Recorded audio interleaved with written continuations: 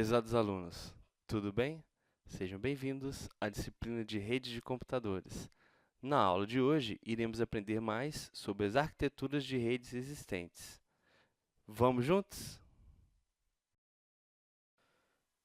Então, galera, em redes, nós temos dois tipos principais de arquitetura que nós vamos trabalhar. A primeira que nós vamos falar é a cliente-servidor e a segunda é a ponto a ponto. Rede cliente-servidor é uma arquitetura bastante comum, né, vocês trabalharem. E aí, eu vou falar o que eu sempre falo para meus alunos no presencial, né? Parece que é uma coisa meio boba falar isso, mas não é. Eu quero que vocês tenham isso bem claro, né? O servidor age como servidor e o cliente age como cliente. O que quer dizer essa frase meio óbvia aí? Parece até um pleonasmo, né? Na verdade, são papéis bem definidos. Os servidores são prestadores de serviço na minha rede que vão ser dedicados a tarefas e os clientes farão requisição para esse servidor. Um exemplo que nós temos aqui é quando a gente acessa, por exemplo, uma página da web, não é isso? Na verdade, nós estamos acessando um servidor web que vai, como serviço, trazer aquela página para nós. Por que eu estou dizendo que é um servidor dedicado? Porque se eu tenho um servidor aqui recebendo pedidos, porém ele está compartilhado com outras tarefas, isso pode comprometer o processamento da máquina. Então você vai obter respostas mais lentas, não é isso? Então, na verdade, o que nós temos de mais usual são servidores dedicados, por exemplo, o servidor de arquivos aqui. Esses servidores ficam geralmente em locais conhecidos como data centers, dos anos 80, 90, de CPD, Centro de Processamento de Dados, onde há uma administração desses servidores e os clientes ao tempo todo fazem requisições a esse servidor. Também na internet é muito comum esse serviço, né? Nós sempre estamos fazendo requisições para algum tipo de serviço na internet. Então, galera, vamos falar agora sobre características da rede cliente-servidor. Primeiro, uma coisa que eu gosto muito de focar com meus alunos, né, é a administração centralizada. Tem que haver um profissional ou vários profissionais, não é isso? Que vão trabalhar nesses setores que eu descrevi agora há pouco, que vão fazer a administração para que esses serviços funcionem e sejam entregues pela rede, ok? Um desses serviços, por exemplo, não sei se vocês já perceberam na maioria das LANs aí, é que você não consegue acessar uma LAN sem que haja a identificação do usuário.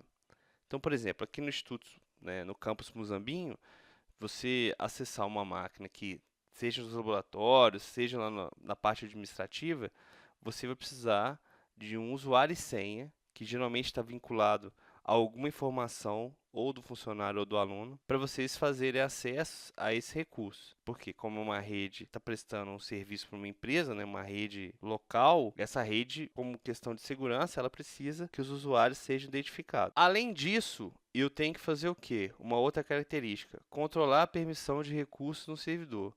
O que quer dizer isso? Eu quero dizer o seguinte, cada servidor vai entregar para o usuário somente aqueles arquivos que são necessários para ele realizar o seu trabalho. Então, por exemplo, aqui nossos alunos no campus, eles recebem somente uma informação da pasta deles de alunos e uma pasta público, onde os alunos podem trocar arquivos entre eles. Eles não têm acesso a uma área, por exemplo, exclusiva dos professores, nem têm acesso à parte administrativa. Então, eles têm permissões que vão dizer para eles o que eles vão receber e o que eles podem acessar e o que eles não podem acessar. Uma outra coisa interessante a gente citar aí, que é o backup, que é a cópia de segurança, né?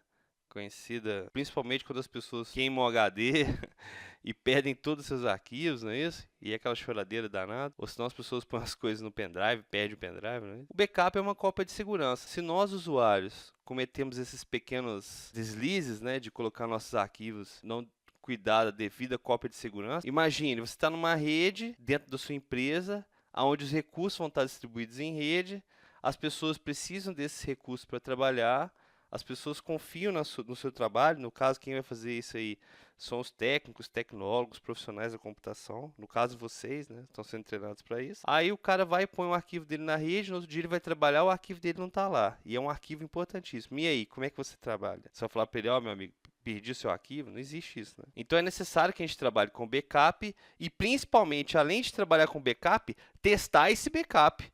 Porque eu já vi em muitas empresas, o pessoal fala, eu faço backup, eu faço backup. Aí um belo dia o cara houve um problema, né? E aí o cidadão foi restaurar o backup e não funcionava o backup, e aí? E a empresa perdeu tudo? Então é complicado isso aí. Outra coisa é planejar e proporcionar o crescimento da rede. Então o que que é isso? Hoje sua empresa tem 100 computadores. A sua empresa está crescendo. Amanhã ela tem 1000 computadores. Ela vai parar de funcionar? Não existe isso. Então nós temos que sempre pensar a extensibilidade dessa rede. Essa rede tem que funcionar independente da estrutura dela crescer. A gente tem que sempre planejar esse crescimento. Uma outra questão que é muito importante nós falarmos nos dias de hoje é a questão da segurança. Quando nós temos redes baseadas em cliente-servidor, a gente precisa monitorar quem acessa ou não esses recursos. E mais importante do que isso, a gente chama isso em informática de guardar logs, não é isso? Você, a partir do momento que você logou no sistema, tudo está sendo monitorado para saber a responsabilidade, né? Quem fez aquilo, quem acessou aquele recurso, que horas que foi. Então, hoje em dia, não tem como a gente pensar redes, principalmente na arquitetura cliente-servidor, sem pensar em segurança. Também pensarmos que quanto mais a gente trabalhar e aumentar a extensibilidade dessa rede, mais teremos que ter investimento em infraestrutura, né? Então teremos que ter servidores melhores, estrutura física, parte de cabeamento, sistemas operacionais que podem ser públicos, né? Sistemas operacionais que podem ser livres, como é o caso do Linux e as suas distribuições, ou até mesmo soluções pagas, mas sempre nós vamos acabar esbarrando no custo, né? Porque uma rede mal configurada é prejuízo certo. Então, quando que nós vamos precisar de uma rede cliente-servidor? Geralmente, quando nós estamos fazendo conectividade entre as empresas, né? De LAN com LAN, MAN com WAN, MAN com MAN. Quando a gente precisar de serviços internos, é conhecido como intranets. Então, você tem uma empresa que tem lá um serviço fiscal, lá um servidor que presta serviço financeiro. Por exemplo, pense até os supermercados, né? Você tem uns sisteminhas lá dos caixas, que hoje são todos computadorizados, né? Isso tem que estar integrado em rede. Geralmente tem essas empresas têm um servidor, uma arquitetura cliente-servidor, aonde esse sistema está sendo oferecido para os seus clientes. Quantos tipos de servidores nós temos em redes, né? Nesse tipo de arquitetura cliente-servidor? E aqui, galera, está o pulo do gato. Por quê? Se a arquitetura cliente-servidor é uma das mais populares que são utilizadas hoje em dia. Se nós temos servidores de diversos tipos, isso aqui é uma baita oportunidade de emprego para vocês. Porque em qualquer desses tipos de serviço que é prestado, há formações e capacitações, certificações que podem garantir para vocês o emprego de vocês amanhã. Então você pode fazer certificações Linux, certificações em servidores Windows, certificações em banco de dados, certificações para implementação de servidores web, né, para servidores de arquivos. Qual a empresa que não precisa de um servidor de arquivo distribuído na rede hoje, não é isso? Então você tem o OpenLDAP, por exemplo, que é um serviço gratuito, né, que também exige uma mão de obra qualificada e vocês podem seguir por um caminho desse, por exemplo. No caso da Microsoft, nós temos o Active Directory, que hoje é muito utilizado nas empresas. Então, nós temos vários tipos de serviços, de servidores, que prestam diferentes serviços. Então, eu tenho um servidor de impressão, a gente pode fazer compartilhamento de impressão, definir quantas cópias o usuário pode imprimir por mês. Nós temos servidores de aplicação, então aquelas aplicações que estão rodando dentro da sua empresa, e essas aplicações, por consequência, vão fazer acesso a um servidor de banco de dados, que a gente chama de arquitetura de 3 camadas, não é isso? Depois nós temos aí um servidor web, que é um servidor de páginas, e outras diversas aplicações disponíveis. Aqui um layout muito bacana, né, que é muito comum de usar na empresa, né? Tem um servidor de arquivo aqui, temos meus clientes aqui. Geralmente a gente tem um switch interligando esse serviço, né? Geralmente os servidores ficam em áreas específicas da administração, principalmente os servidores que recebem acesso externo. E esse desenho bonitinho aqui, né, da parede aqui de fogo é conhecido como firewall, né? Então é uma camada de segurança, uma solução de segurança que vai me ajudar a garantir um pouco mais confiabilidade de que esses dados não serão alterados. Beleza, galera? Então agora nós vamos falar sobre outro tipo de arquitetura, que é a arquitetura ponto a ponto. Então basicamente é uma rede de pares, né? E aí nós não temos mais aquele papel centralizado de administração, ou seja, é um ambiente distribuído, onde quem faz parte desse ambiente pode compartilhar arquivos, recursos, exercendo ambos os papéis, né? Uma hora cliente, uma hora servidor. Então, quais são algumas características aí, né?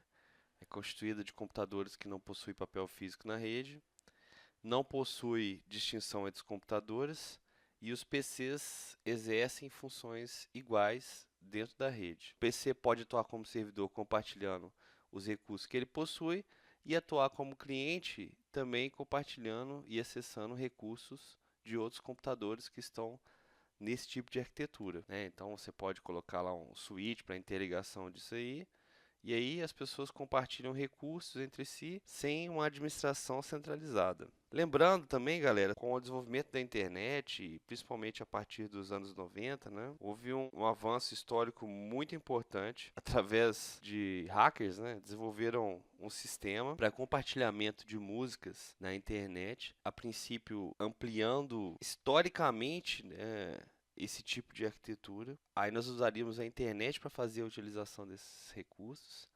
E aí eu estou falando de um software conhecido como Napster, que mudou a história da indústria musical, né? Então a ideia do Napster foi ampliar exponencialmente essa arquitetura ponta a ponta, também conhecida como P2P.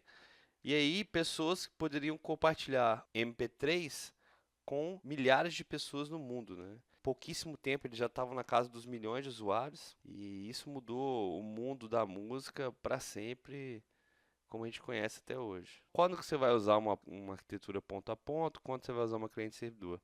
Depende da sua necessidade, né? Se você necessita de um controle maior, de uma estrutura que haja uma centralização, uma administração, né? A grande maioria das empresas hoje trabalham nessa arquitetura cliente-servidor.